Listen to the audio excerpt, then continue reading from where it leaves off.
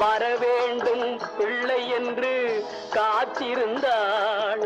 வழி மீது விழி வைத்து பார்த்திருந்தாள். கருநீல மலை மேலே தாயிருந்தாள். காஷ்மீர பனிமலையில் மகன் இருந்தான்.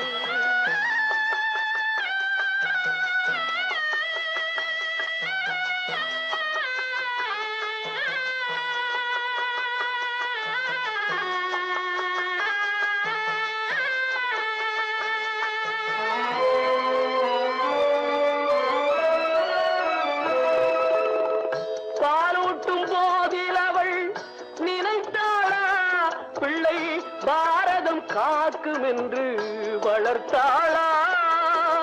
பாலூட்டும் போதில் அவள் நினைத்தாளா, பிள்ளை பாரதம் காக்கும்